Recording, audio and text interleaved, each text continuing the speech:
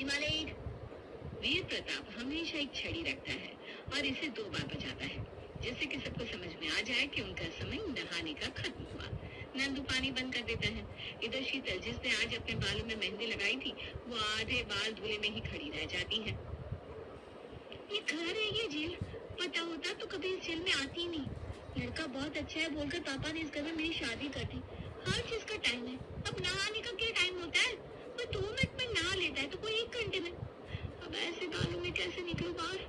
इनको फोन करती हूँ। शीतल बाथरूम से ही अतुल को फोन करके कहती है, यार मेरे बालों में मेहंदी लगी, अब क्या करूँ? पापा जी ने पानी बंद करवा दिया है, कैसे नहाऊंगी मैं?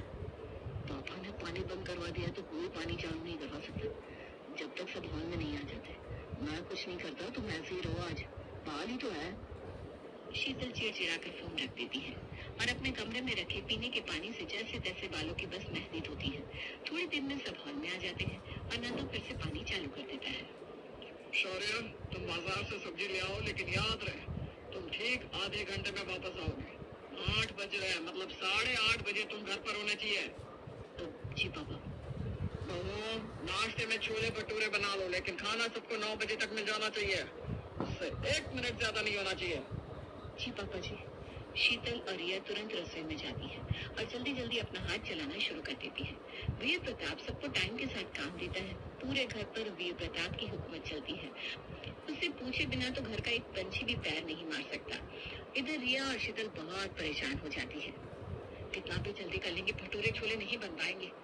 भाभी, पापा जी को पहले बोलना चाहिए था ना, उन्हें छोले भटूरे खाने हैं, तो कम से कम छोले फुला कर तो रखते हैं। अब ये है कि उबल ही नहीं रहा, क्या करें? अब जैसे कच्चे पक्के बनेंगे वही डाल देंगे, क्या करें? इतने टाइम में कोई डिश बनती है क्या? नॉर्मल रोटी सब्जी बन जाए वही काफी है। भाभी, आप भैया से बात कीजिए ना कि पापा जी से बात करें। बाकी काम में तो ठीक है, लेकिन खाने में टाइमिंग हटा दे। तुम्हारे भैया कुछ करेंगे नहीं, वो मुझे ही सुना देंगे। वो तो खुद ही भीगी बिल्ली बन जाते पापा जी के सामने। देख रहे उन्हें कभी पापा जी के सामने ऊंची आवाज में बात करते? कौन हमें बचाएगा इन सब से? इधर खाना बनाने का टाइम खत्म होता है। उधर वीर प्रताप अपनी छड़ी बजाता है 2 बार। मम्मी रसोई से जैसे ही बाहर आती है वैसे ही दूध वाला दूध लेकर आता है। भाभी, दूध ले लीजिए, पतीला कहाँ है? दूध लेने का समय खत्म हुआ, वापस ले जाओ। इस समय हम दूध नहीं लेते, तुम्हें पता होना चाहिए। 7 बजे से लेकर 7:30 बजे का टाइम है। मालिक, कभी कभी कोई काम आ जाता है, वरना मैं तो सुबह ही आता हूँ। अब इस दूध का मैं क्या करूँ? मुझे नहीं पता, कल से टाइम पर आए तो ही दूध लेंगे, नहीं तो दूध नहीं लेंगे। दूध वाला मुंह लटका कर चला जाता है। खाने लगा तो पापा जी? हाँ, 5 मिनट में खाना लग जाना चाहिए, और सबसे कह दो 2 मिनट में टेबल पर आ जाए, वरना खाना नहीं मिलेगा। जी पापा जी। 2 मिनट में सब टेबल पर आ जाते हैं। 5 मिनट में बहू खाना लगा देती है। यह क्या है बहू, छोले कच्चे हैं, ये कोई खाना है? 1 घंटे में क्या क्या हो जाता है और तुम लोगों से खाना नहीं बनता?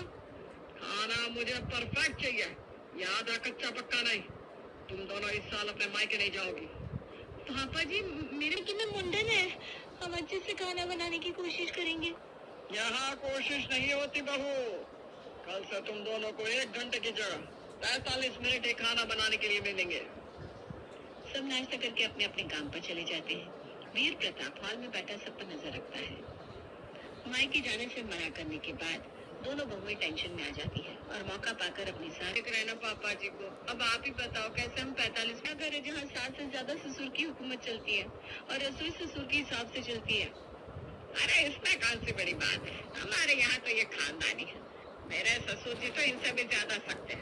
बैठने का भी हमारा टाइम था और उस टाइम पर। बहू, ये सब कुछ नहीं है, तुम्हारे ससुर जी तो इस मामले में बहुत सॉफ्ट है। अब तुम लोग ही देखो कैसे क्या करना है, मैं तो कितना ज्यादा झेल कर बैठी हूँ। लेकिन मम्मी जी, वो मायके जाने वाली बात पर तो आप पापा जी से बात कर सकती हैं।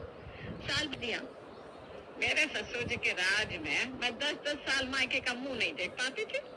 मेरे मायके वाले तो मेरी शक्ल ही भूल गए थे। कम से कम तुम्हारे ससुर जी ऐसा तो नहीं है। शीतल और रिया वहाँ से निराश हो जाती है। इसी तरह दिन बीत जाता है और शाम को अतुल को घर आने में 8 बज जाते हैं। जैसे ही अतुल घर में पैर रखता है, वीर प्रताप कहता है, वहीं रुक जाओ, अंदर आने की जरूरत नहीं है। तुम्हें पता नहीं रात को आने का आखिरी वक्त 8 बजे का है? पापा, मैं तो ऑफिस में साथ काम करने वाला आदमी को मुझे उसके घर छोड़ने जाना पड़ा। ठीक है, जाना पड़ा तो उसके घर ही रह जाओ, आज तुम्हें घर आने को नहीं मिलेगा। अरे पापा मेरी बात तो समझिए। नंदो, दरवाजा बंद कर दो। रात को बाहर रहेगा तो इसकी अकल ठिकाने आ जाएगी। अतुल को इस तरह देखकर शीतल का खून सूखने लगता है। वो मन ही मन कहती है, एक जरा दया नहीं आती मम्मी जी और पापा जी को किसी पर। बहुत निर्दयी है ये लोग। अतुल पूरी रात घर के बाहर की ऐसी हालत देखकर घर में सब अपने अपने टाइम से काम करते हैं। रिया और शीतल रसोई में जाती हैं और चटनी पीसने लगती है। भाभी इतनी जल्दी क्या ही बनेगा, ब्रेड सैंडविच बना लेते हो। धनिया की चटनी पीस ली है, आप मसाला बना लो। ठीक है। नाश्ता तैयार करके टेबल पर लगाती है और वीर प्रताप कहता है, ऐसा है कि बिजली का बिल बहुत आने लगा है। मिक्सी बहुत देर तक चलती रहती है। नंदू, मिक्सी ग्राइंडर को मेरे कमरे में रख दो। महीने में 2 बार ही मिक्सी मिलेगी। बाकी समय हाथ से जो भी पीसना है पीसो। इससे सेहत भी अच्छी रहती है। रिया और शीतल एक दूसरे का मुंह देखने लगते हैं। मालिक, तभी मैं सोचूं पानी तो टाइम पर ही बंद कर देता हूँ, पर बिजली का बिल। मेरी गाड़ी साफ करो, मैं खा कर बाहर चलूंगा। सैंडविच से पेट नहीं भरता बहू। नाश्ता ठोस होना चाहिए और हेल्दी। रिया और शीतल सबको अलग अलग स्टाइल की सैंडविच देती है, जिसको जैसी खानी हो। Masala sandwich, vegetable sandwich, sandwich with bread butter bhujia. खाकर वीर प्रताप नंदू के साथ चला जाता है। इधर रिया और शीतल कितने दिनों बाद चैन की सांस लेती है। आज दोपहर का खाना आराम से बनाएंगे, टाइमिंग दिखने वाला कोई नहीं है। भाभी, बहुत दिन से कुछ अच्छा नहीं खाया। आज चाउमीन मंचूरियन बनाते हैं, टाइम भी है। कब इतना कैसे आ रहा है? नंदो, तुम मेरी गाड़ी साफ करो, मैं खा कर बाहर चलूंगा। सैंडविच से पेट नहीं भरता बहू। नाश्ता ठोस होना चाहिए और हेल्दी भी। ठीक है। रिया और शीतल सबको अलग अलग स्टाइल की सैंडविच देती है, जिसको जैसी खानी हो। Masala sandwich, vegetable sandwich, sandwich with bread butter bhujia. खाकर वीर प्रताप नंदू के साथ चला जाता है। इधर रिया और शीतल कितने दिनों बाद चैन की सांस लेती है। आज दोपहर का खाना आराम से बनाएंगे, टाइमिंग दिखने वाला कोई नहीं है। भाभी, बहुत दिन से कुछ अच्छा नहीं खाया। आज चाउमीन मंचूरियन बनाते हैं, टाइम भी है। हाँ, ये सही है। रिया और शीतल दोनों आराम से चाउमीन और मंचूरियन बनाने लगती है। इधर काम वाली भी वीर प्रताप के ना होने से आराम से धीरे धीरे काम करती है। यहाँ खाना तैयार होने ही वाला था और रसोई में काम वाली गाना गाते गाते बर्तन धो रही थी कि उधर वीर प्रताप आ जाते हैं। रसोई से नल की आवाज सुनकर वो चिल्लाकर कहता है, नंदू, पानी बंद करो। एक दिन क्या मैं घर से बाहर चला जाता हूँ, सब अपनी मर्यादा खो देते हैं, डिसिप्लिन भूल जाते हैं। पापा रिलैक्स करो। बर्तन मांज दिए हैं लेकिन धोऊं कैसे? पानी बंद कर दिया है। इस तरह से अब मैं नहीं काम करने वाली। यहाँ तू बिना गुस्सा क्यों होती है? थोड़ी देर बाद जब पानी खुलेगा तब धो देना। आज ना मैं तुझे चाउमीन खिलाऊंगी। एक तू ही तो है जिससे हम अपना दुख बांट सकते हैं। तू भी चली गई तो क्या होगा हमारा? ये सब रोना धोना करके मेरे को इमोशनल ब्लैकमेल मत करो आप दोनों। बड़ी दिक्कत है भाई इस घर में। काम वाली काम छोड़कर चली जाती है। काम वाली के चले जाने से शीतल और रिया की खटिया खड़ी हो जाती है। ऊपर से आग में घी डालने उसकी ननद भी आ जाती है। दोपहर का खाना दोनों देवरानी जिठानी जब परोसती है। चाउमीन मंचूरियन इस वक्त कौन खाता है भाभी? वो बहुत दिनों से बना नहीं था ना दीदी, और हम बाहर भी नहीं जाते तो सोचा आज घर पे ही बना ले। क्या आप लोग भी दाल चावल सब्जी बनाती, कुछ हेल्दी? ये मैदा वैदा मैं नहीं खाती। मुझे मेरी सेहत मेंटेन रखनी पसंद है। तो आपके लिए लस्सी बना देती हूँ दीदी। ठीक है। प्रिया रसोई में जाकर लस्सी बनाती है। भगवान, किस कलम से तूने मेरी किस्मत लिखी थी? ये किसकी कमी थी? अब वो भी आ गई। पूरा मार कर ही छोड़ेंगे ये लोग हमें। रिया लस्सी बनाकर मेघा को देती है। ओ भाभी, कितनी ठंडी लस्सी है। आप लोग ना मुझे काउंसिल करवा के रहोगी। दीदी वो लस्सी खट्टी ना हो इसलिए फ्रिज में रखती थी।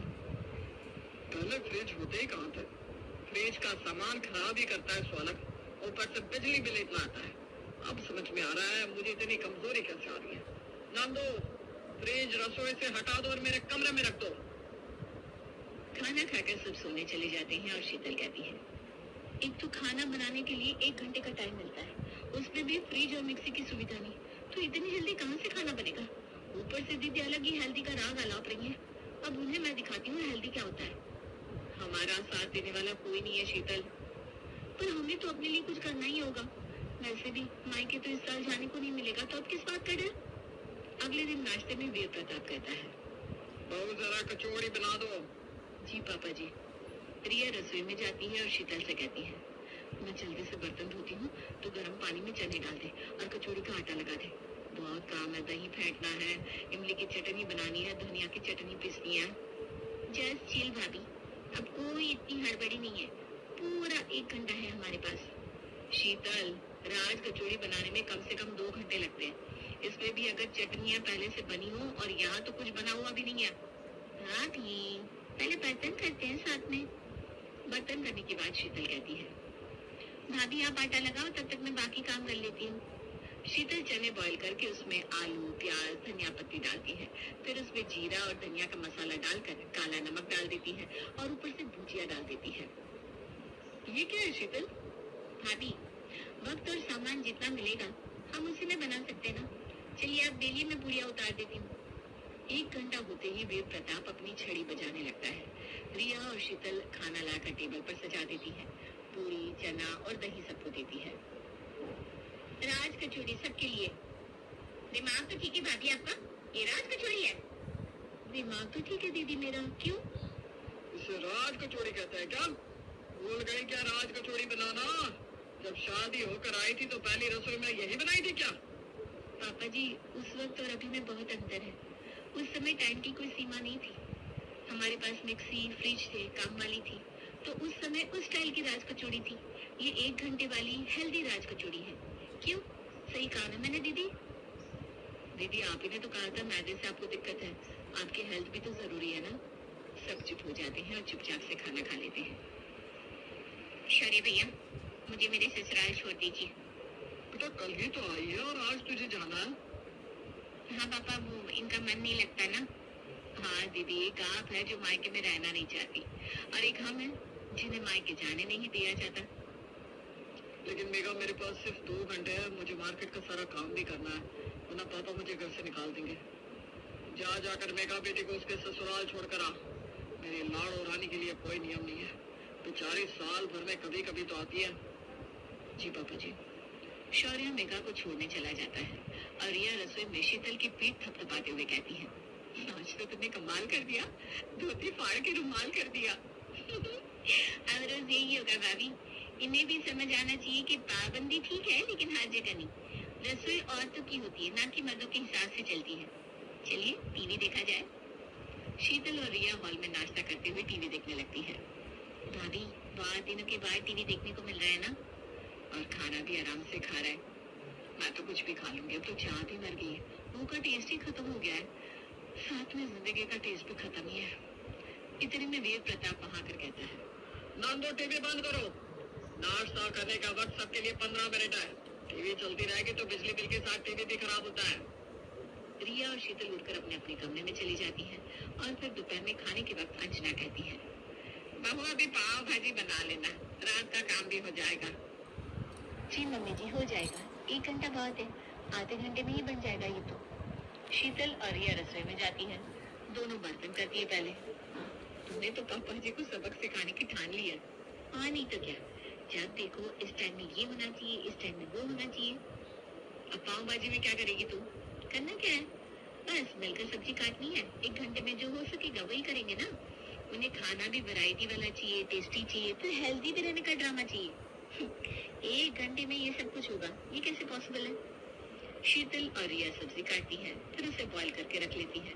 दूसरी ओर आलू उबालकर उसका भरता बनाकर बॉईल सब्जी में डाल देती है और पाव बिना सेके ही रख देती है। खाने का वक्त होता है, खाना टेबल पर लगाकर शीतल कहती है, पाव भाजी तैयार है। ये पाव भाजी है क्या? पाव तो सेका ही नहीं है तुमने यार। इससे कोई कैसे खाएगा? अरे भाजी में तो कोई मसाला ही नहीं है, बस बॉईल करके रख दिया है। बहू ये क्या है? मम्मी जी, ये पाव भाजी है, इसे खाने से हेल्थ भी अच्छी रहेगी और तो पाव भाजी का स्वाद भी आ जाएगा। सही कहा ना पापा जी? तुम दोनों ने अलग ही परेशान कर रखा है। अरे हमने क्या किया? ये 1 घंटे में बर्तन धोकर इतना सब बना दिया, कम है क्या? 1 घंटे में जैसी जितनी पाव भाजी बनती थी बना दी हमने। सब चुप हो जाते हैं और खाना खा लेते हैं। अब रोज इसी तरह से शीतल और रिया डिश के नाम पर आधा अधूरा खाना देती। एक दिन तो हद ही हो जाती है जब मेघा के पति सौरभ अपने ससुराल आते हैं। उसके आते ही वीर प्रताप उसके आगे पीछे करने लगते हैं। बहू, दामाद जी के लिए नाश्ता लगाओ जो भी उन्हें पसंद है। मेरी पसंद तो आप लोगों को पता ही है भाभी। जी सौरभ जी, अभी लाती हूँ। बहू 10 मिनट में नाश्ता लगा देना। शीतल लस्सी बनाती है और रिया चाउमीन। भाभी क्या इतना कर रही हो? बॉइल्ड चाउमीन में कच्ची सब्जी रखकर परोसो। अब सौरभ जी को भी तो पता चले उनके ससुराल में क्या चल रहा है। हाँ ठीक कहा तुमने। शीतल और रिया नाश्ता लगाती है। भाभी ये लस्सी तो एक जरा ठंडी नहीं है। मुझे ना ठंडी पसंद है, मजा ही नहीं आएगा। वो क्या है ना सरोज जी, मेघा दीदी और पापा जी को हमारी सेहत का बहुत ख्याल है, इसीलिए रसोई से फ्रिज हटवा दी। बिजली का बिल बहुत आता है ना। मेघा तो खुद चिल कोल्ड ड्रिंक पीती है और हमारे घर में फ्रिज 24 घंटे ऑन रहती है। अब पी लीजिए सौरभ जी, हमने इतने प्यार से बनाया है तो। वो तो पी लूंगा, लेकिन ये चाउमीन तो नहीं खाई जाएगी। कच्ची सब्जी और बॉइल्ड चाउमीन, कुछ टाइम और लग जाता, लेकिन खाने का स्वाद तो आना चाहिए। अब खाना तो मन से खाना है, कोई दिन बताने के लिए नहीं खाना। ये आप समझ रहे हैं ना सौरभ जी, लेकिन 10 मिनट में तो इससे ज्यादा कुछ नहीं बन पाता। हमने तो फिर भी इतना कर दिया, और 10 मिनट में जितना बना इतना भी आपको नहीं देते तो आपको बिना खाना खाए जाना पड़ता। ये हमारे पापा जी का नियम है। क्या 10 मिनट में नाश्ता और 1 घंटे में खाना? पता है भाभी, मेघा को कितना वक्त लगता है खाना बनाने में। कोई आ जाए घर पर तो मुझे बाहर से ही ऑर्डर करना पड़ता है, और रोज सुबह का नाश्ता बनाने में 2-2 घंटे लगाती है। उसमें भी बस रोटी और सब्जी बन पाती है, जिसमें भी हमारे घर पर हर काम की काम वाली है। अब सबकी अपनी अपनी किस्मत सौरव जी। सॉरी भाभी, कोल्ड ड्रिंक्स तो मैंने पी ली है, लेकिन ये चाव में नहीं खा पाऊंगा। बुरा मत मानना आप दोनों। पापा जी चलता हूँ, इधर आया था तो मिलने चला आया। सौरव चला जाता है, और उसकी बात सुनकर वीर प्रताप को खुद में ही बहुत खराब लगता है कि उसकी बेटी कितने आराम से अपने ससुराल में रहती है और वो अपनी बहू पे कितनी पाबंदी लगाता है। उसी वक्त वो नंदू से कहता है, नंदू, कोई बर्तन धोने वाले को अभी पकड़ कर लिया, फ्रिज और मिक्सी रसोई में रखवा दो। मोमो से कह दो कि रात का खाना उन्हें जब जैसे जो बनाना हो बना ले। इतना कहकर वीर प्रताप अपने घर से चला जाता है। रिया शीतल को ताली मारते हुए कहती है, ये तो गजब हो गया, मुझे मेरी आंखों पर भरोसा नहीं हो रहा। तूने सही कहा था। देर आए दुरुस्त आए, सौरव जी तो हमारे लिए भगवान निकले।